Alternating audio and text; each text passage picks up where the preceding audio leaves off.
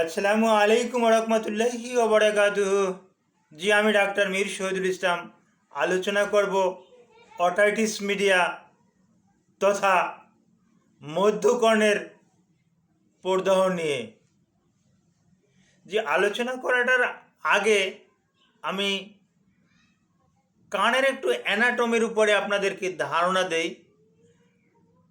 কানটাকে কিন্তু আমরা তিনটে ভাগে ভাগ করি। একটা বহিকর্ণ, একটা মধ্যকর্ণ, আর শেষেরটা অন্তঃকর্ণ। সাধারণত অটাইটিস মিডিয়াটা হয়ে থাকে মধ্যকর্ণে। মধ্যকর্ণে কানের মাঝখানে একটা পর্দা আছে। এই পর্দাটাকে আমরা চিকিৎসা বিজ্ঞানের ভাষায় টিম্পানিক মেমব্রেন বলে থাকি। বিভিন্ন কারণে এই টিম্পানিক মেমব্রেন বা কানের পর্দাটা ছিন্ন হয়ে যেতে পারে। এই টিম্পানিক মেমব্রেনটা ছিন্ন হওয়ারও কতগুলো কারণ আমি আপনাদেরকে বলছি।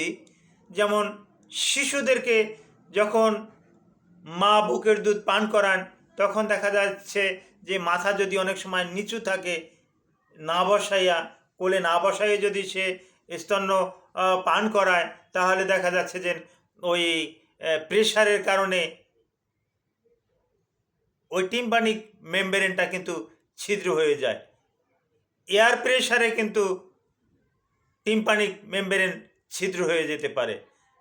থান্ডারবোল্ট, বজ্রপাত, বিভিন্ন রকমের বড় ধরনের কোনো বোম্বিং আওয়াজ, গ্রেনেডের আওয়াজ, এতে কিন্তু ওই টিম্পানিক মেমব্রেন কিন্তু ছিন্ন হয়ে যায়, ছিদ্র হয়ে যায়, শ্বাস হয়ে যায়, ছোট ছোট ছিদ্র হয়ে যায়। এটাকে আমরা সিজ বলি, শ্বাস বলি, এরকমের হয়ে যায়।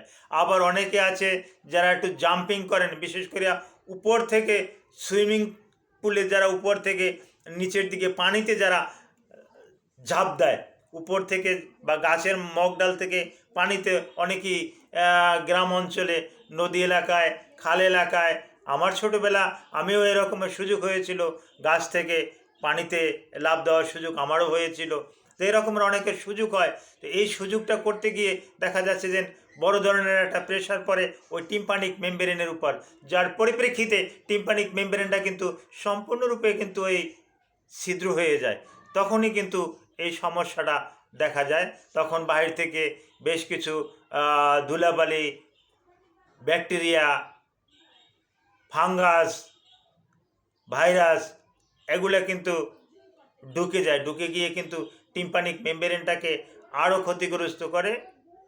আর এখন আমি বলতেছি অটাইটিস মিডিয়া এটা কেন হয়, কী কারণে হয়, একটু গল্প বলে আমি আপনাদেরকে বোঝানোর চেষ্টা করতেছি। একটা ছেলের নাম তালহা। এই তালহা বয়সে 1 বছর, মোটামুটি খুব চঞ্চল, হাসি খুশি। 1 বছর বয়সে হাসি খুশি, 1 পা 2 পা হাঁটাহাঁটি করে, মোটামুটি ভালোই, বাবা মা ভাই বোন অন্যান্যদের সাথে একটু খেলাধুলাও করে, ভালোই তো, মাও খুশি।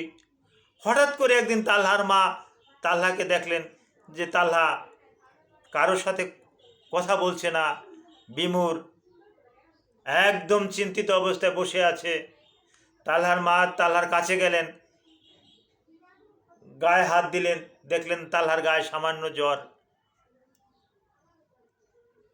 তালহা একটু কানে হাত দিয়ে বসে আছে। তালহার মা বুঝতে পারল না কি, তখন হয়তো সন্ধ্যা, রাতে তালহা কান্নাকাটি শুরু করলো, প্রচণ্ড রকমের কান্নাকাটি, কানে বেদনা, কানে প্রচণ্ড রকমের বেদনা।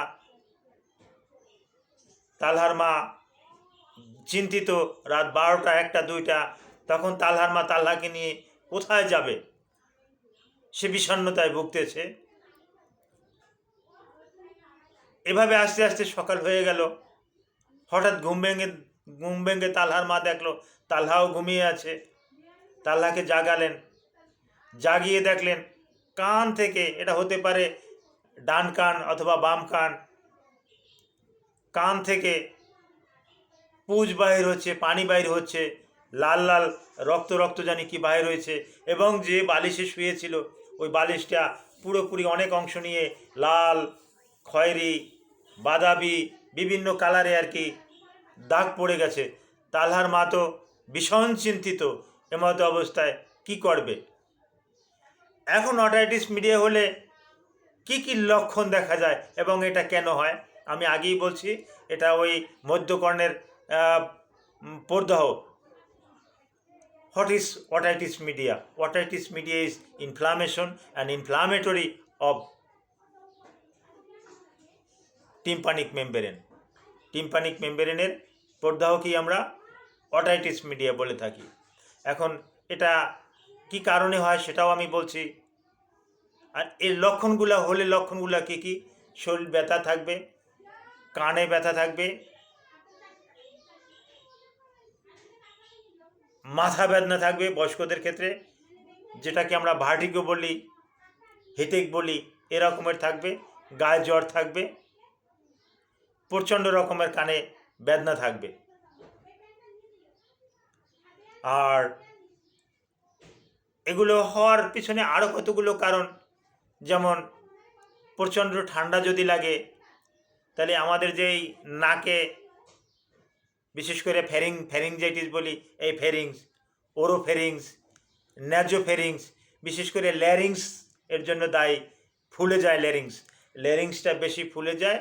ল্যারিংসটা ফুলে যাওয়ার পরিপ্রেক্ষিতে ল্যারিংসে অনেকটা সমস্যা হয়। আর ল্যারিংস থেকে একটা পাইপ একেবারে এই কানের কাছে যেটা রেস্টিশিয়ান টিউব বলে থাকি, এই রেস্টিশিয়ান টিউবটা ব্লক হয়ে যায়। ওখান দিয়ে ওই নাকের যত রকমের পুজ, পানি, সর্দি, শ্লেষ্মা এগুলো কিন্তু কানে চলে যায়, কান দিয়ে কিন্তু বেরিয়ে আসে। তো এরকমের যদি যাদের এই সমস্যা আছে, এর চিকিৎসাটা কি? এর চিকিৎসাটা হলো, প্রথমেই একজন অভিজ্ঞ ইএনটি স্পেশালিস্টের কাছে যেতে হবে। ইএনটি স্পেশালিস্ট দেখে শুনে এর চিকিৎসা নেবেন। নাক যদি বন্ধ হয়ে যায়, নেজাল কনজাকশন যদি হয়ে থাকে, তাহলে নেজাল কনজাকশনের জন্য বিভিন্ন রকমের ড্রপ আছে। ধরুন জাইলোমেটাজোলিন হাইড্রোক্লোরাইড, ফ্লুটিকাসন, মোমেন্টাসন ফিউরয়েড, এরকম একটা ড্রপ স্প্রে নাকে দিলে নাকটা ক্লিয়ার হয়ে যাবে। আর ওই কানের সমস্যার জন্য ইএনটি স্পেশালিস্ট অবশ্যই একটা অ্যান্টিবায়োটিক দেবেন। কোন অ্যান্টিবায়োটিকটা তার জন্য প্রযোজ্য? মূলত সাধারণত অ্যামোক্সাসিলিন ক্লাবুনিক অ্যাসিড অথবা সিপুরোজিম অ্যাক্সিটিল ক্লাবুনিক অ্যাসিড, এগুলো দিয়েই সাধারণত চিকিৎসাটা করা হয়। তো ডক্টর যেটা ভালো মনে করবে এরকম একটা অ্যান্টিবায়োটিক দেবে, ভালো মানের একটা অ্যান্টিহিস্টামিন দেবে। শরীরে ব্যথা জ্বরের জন্য একটা NSAID, non steroid anti inflammatory drug দিয়ে দিবেন। আর কি করবেন? আর যদি ওই কানে যদি টিম্পানিক মেমব্রেন যদি ছিদ্র হয়ে থাকে, তো অভিজ্ঞ ইএনটি স্পেশালিস্ট তিনি বলবেন যে এটা অপারেশন করিয়ে নেন, নূতনভাবে একটা টিম্পানিক মেমব্রেন আপনি লাগিয়ে নেন। এটা ওই সহজ একটা অপারেশন এক সময় ছিল না, এখন এটা চেম্বারে বসে, ক্লিনিকে বসে একটা মাইক্রোস্কোপ থাকলেই উনি এটা করে নিতে পারেন। Thank you all.